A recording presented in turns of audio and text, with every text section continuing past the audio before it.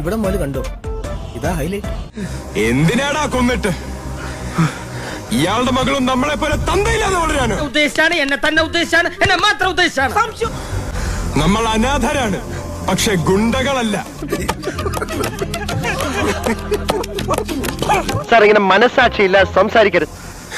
നമ്മൾ ഈ നാട്ടിൽ തന്നെ ജീവിക്കും, പണിയെടുത്താണ് ജീവിക്കുന്നത്. ഇത് മനഃപൂർവ്വം കരുതിക്കുട്ടി എന്നെ കരിവാരി തേക്കാനുള്ള ശ്രമമാണ്. ഈ കടലില് നേരും നിറയായി ജീവിക്കാൻ തുടങ്ങിയതാ നമ്മൾ.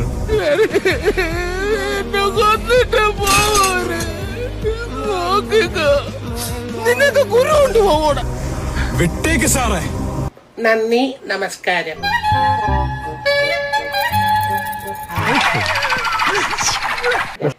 പോട്ടെ.